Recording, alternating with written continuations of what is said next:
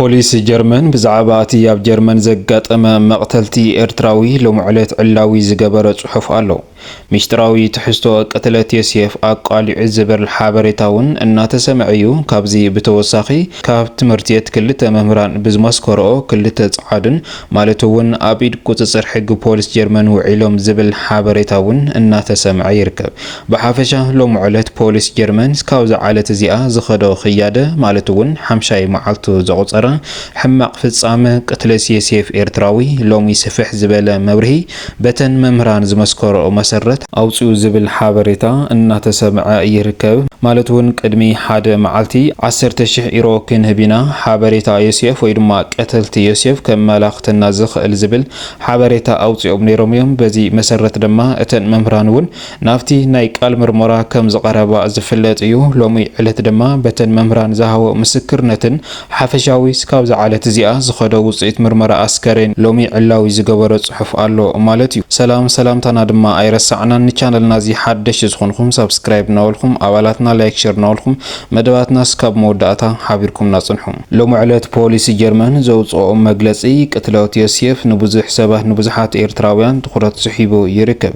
እዚ ክበሃል ከሎ ኣብ ጀርመን እናጋጠመ ዘሎ ሕማቕ መቕተልቲ ኣብ ልዕሊ ኤርትራውያን ዕሸላት ሕዙ እውን ብዝገደደ መልክዑ እናወሰኸ ይኸይድ ኣሎ። እዚ ድማ እንኩሉ እቲ ኣብ ጀርመን ዝርከብ ማዓስከር ይኹን ካብ ማዓስከር ወጻኢ ማለት እውን ስደተኛታት ኤርትራ እናሕዘንን እስካብዚ ዓለት እዚኣ ድማ ኣብ ፍርሒ እናኸደ ዘሎ ፍጻመ እዩ። ቅድሚ ሕዚ ኣብ ንኡስ ጳውሎስ ዳዊት ዘጋጠመ ኣብዚ ሕዚ እዋን ድማ ኣብ ንኡስ ሓውና ዮሴፍ ኣጋጢሙ ዘሎ ተመሳሳሊ ዝኾነ ፍጻመ ድማ እናገረመ ይርከብ ማለት እዩ። ቅድሚ ሕዚ ኣብ ጳውሎስ ዳዊት ከም ዝፍለጥ ተቐቲሉ ማለት እውን ኣብ ባሕሪ ተደውሪዩ ከም ዝተረኸበ ዝፍለጥ እዩ። እዚ ሰብ እዚ ድማ ቃተልቱ ንመን እዮም እናተባሃለ ነገር ግን ጻዕዱ ምዃኑ ማለት እውን ናይ ጀርመን ዜግነት ዘለዎ ምዃኑ ተፈሊጡ ነገር ግን ብዛዕባ እዞም ቃተልቲ ጳውሎስ ዳዊት ክንዲ ዝኣክል ቐጽዓት ተዋሂቦም ዝብል ንጹር ዝኾነ ሓበሬታ ኣብቲ ግዜ ንሱ ኣይተሰምዐን። እምበኣርክስ ኣብቲ ግዜ ንሱ ዝነበረ ናይ ፖሊስ ጀርመን ሓበሬታን ስራሕትን ኣብዚ ዮሴፍ ሓውናው ንኸይድገም ብዙሕ ሰባት ስግኣቱ እናሓደረ ዝነበረ እንትኸውን ሎሚ ድማ ብዝሕዝን መልክዑ ፖሊስ ጀርመን ኣውፅእዎ ዘሎ መግለጺ ኩሉ ሰብ ኣይተሓጎሰልን ዘሎ ማለት እዩ። ክቡራት ሰማዕትና ሎሚ ዕለት ፖሊስ ጀርመን ዘውፅኦ መብርሂ ድማ ኩሉ ሰብ መረረቱ እናገለጸ ይርከብ። ማለት እውን እቲ ብዕለት 28 ዘጋጠመ ኣብ ልዕሊ ወዲ 14 ንእስ ኤርትራዊ ንኩሉ ሓዚኑ ከም ዝነበረ ዝፍለጥ እዩ። ነገር ግን ጉዳይ ገበነኛታት ድማ ካልእ ጭንቀት ዝፈጠረ ኩነታት እዩ ነይሩ። ኣብ ፈለማ እዋን ማለት እውን ብዕለት 28 ብሓላፍ መገዲ ዝተረኸበ ዛጊድ ሓምሻይ መዓልቲ ዘቑፀረ ኣለሻ ገበነኛታት ሎሚ ግን ፖሊስ ጀርመን ቀተልቲ ሒዙ እንተብቅዕ ነገር ግን ካልእ ሰብ ዘይተጸበየ ነገር ገይሩ ዝብል ሓበሬታ እናተሰምዐ ዘሎ ማለት እዩ። ፖሊስ ጀርመን ኣብቲ ፈለማ እዋን ማለት እውን ድሕሪ እቲ ሕማቕ ፍጻመ ብሓላፍ መገዲ ዝተጠቆመ ኩነታት ናብቲ ሓደጋ ዝተፈጸመሉ ቦታ እዩ ኣብቲ ግዜ ንሱ ኸይዱ ኣብቲ ግዜ ንሱ ድማ ምርመራታት ኣብቲ ከባቢ ዝነበሩ ሰባት ናይ ቃል መጠይቕ ገይሩሎም ነይሩ እዩ። ማለት እውን ዮሴፍ ኣብቲ ቃላይ ደርማገን ኣብ ዝተባሃለ ቦታ ኮሞን ኣብ ዝበሃል መንበረ ኣባይቲ ወይ ድማ እቶም ስደተኛታት ኤርትራ ዝነብሩሉ ናይ መንግስቲ ገዛ እንትኸውን እቲ ከባቢ ንዝርከቡ ሰባት እውን ቃለ ምሕተት እናገበረ ብዛዕባ ቅትለት ዮሴፍ እናመርመረ ከም ዝወዓለ ዝፍለጥ እዩ። ማለት እውን ካብዚ ሓሊፉ ድማ ብዛዕባ ዮሴፍ ኣንፈት ስኢኑ ንወላዲቱ ናብ ቃለ ምሕተት ከም ዘምርሕ እውን ዝፍለጥ እዩ። እታ ወላዲቱ ድማ ኣብቲ ቃለ ምሕተት ንምቕራብ ፈቃደኛ እኳ ተዘይነበረት ነገር ግን ድሕሪ ብዙሕ መረጋጋዕ እዛ ሰብ እዚኣ ማለት እውን ወይዘሮ ሊሊ ወላዲቱ ዮሴፍ ኣብቲ ቃለ ምሕተት ወፂኣ እውን ብዛዕባ ዮሴፍ ብዙሕ ዝተናገረት እያ። ማለት እውን ዮሴፍ ቅድሚ ሕዚ ምስ ዝኾነ ይኹን ባእሲ ከም ዘይነበሮ ኮታስ ኣብቲ ቦታሱ ልዑል ተፈታውነትን ጽቡቕ ዝነበረ ስራሕትን ምዃኑ እያ ወሲኻ ገሊጻ።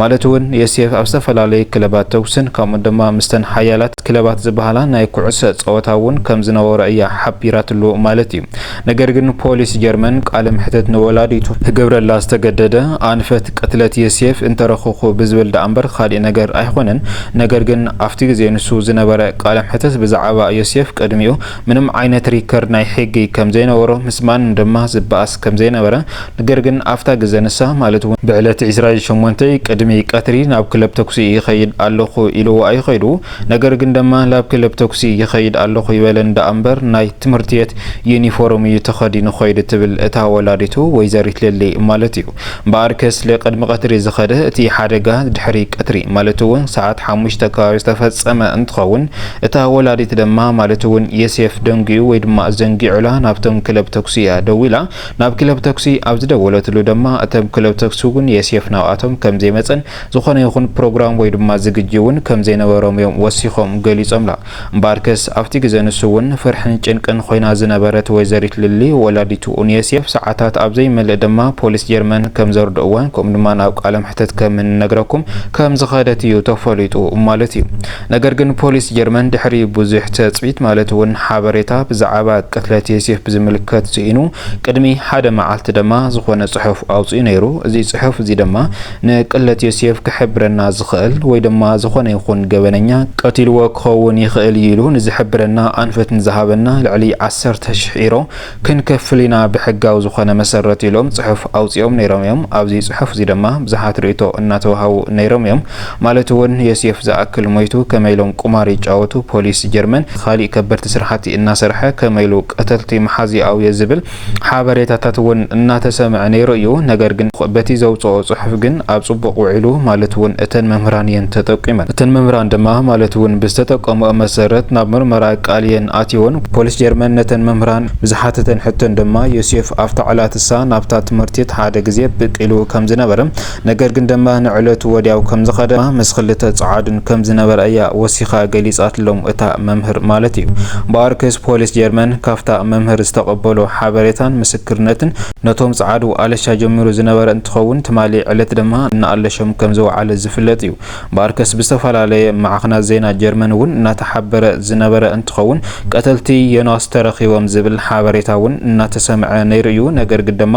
በተን መምህራን ዝሃብኦ ቃለ ምስክርነት ማለት እውን ቃለ ምሕተትን ዝተጠርጠሩ ሰባት ግን ክልተ ጻዓድን ማለት እውን ኣብ ኢድ ቁጽር ሕጊ ፖሊስ ጀርመን ከም ዝወዓለ ግን ሎሚ ፖሊስ ጀርመን መግለጺ ኣውጽኡ ይርከብ ማለት እዩ ነገር ግን ካብዚ ብጣዕሚ ብዝሕዝን መልክዑ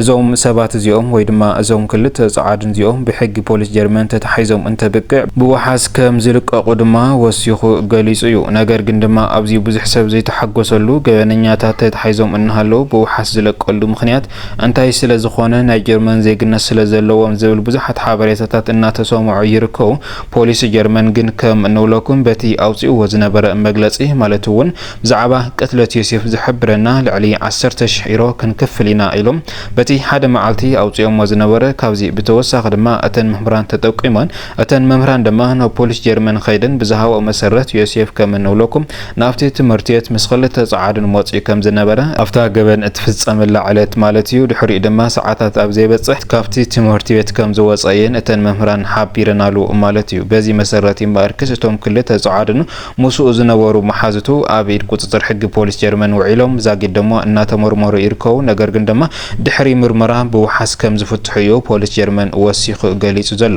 ነዚ እውን ድማ ብዙሓት ኤርትራውያን ኣብ ጀርመን ዝርከቡ ሕጉሳት ዘይኾኑሉ ምክንያት ቅድሚ ሕዚ ኣብ ጳውሎስ ዳዊት ዘጋጠመ ኣጋጣሚ ዘጋጠመ ሕማቕ ፍጻመ ሕዚ እውን እንተኾነ ኣብ የሴፍ ንኸየጋጥም ወይ ድማ ንኸይድገም ብዙሕ ሰብ ስግኣቱ እናቕረበ ይርከብ ማለት እዩ ክቡራት ሰማዕትና